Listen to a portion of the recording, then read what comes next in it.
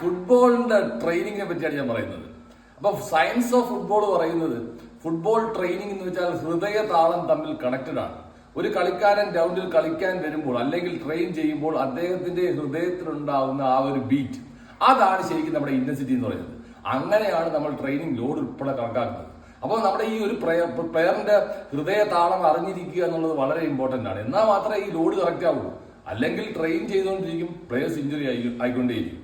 അപ്പം ഈ heart beat ഒരു വളരെ ഇമ്പോർട്ടന്റ് ആണ്. ഈ ഹാർട്ട് റേറ്റ് ഉപയോഗിച്ചാണ് നമ്മൾ എല്ലാ ട്രെയിനിങ്ങും മോണിറ്റർ ചെയ്യുന്നത്. നമ്മൾ ഓരോ ട്രെയിനിങ്ങിന്റെ ഇടയ്ക്ക് വേണമെങ്കിൽ നമുക്ക് ഹാർട്ട് റേറ്റ് മോണിറ്റർ ചെയ്യാം.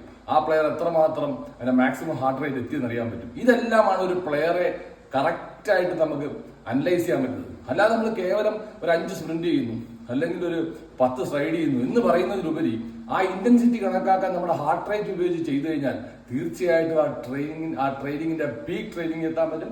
അത് കറക്റ്റ് ട്രെയിനിങ് ആയിരിക്കും, സിസ്റ്റമാറ്റിക് ട്രെയിനിങ് ആയിരിക്കും. ഈ പ്ലെയർ ഇതുമായിട്ട് അഡാപ്റ്റ് ചെയ്യും.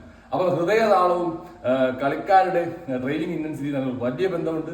ഇത് മനസ്സിലാക്കി വേണം നമ്മൾ ട്രെയിൻ ചെയ്യാൻ. ഫുട്ബോൾ ഇനിയും വ്യത്യസ്തമായ വീഡിയോ ആയിട്ട് കാണാം. It's bye from Manish Sasi. Thank U.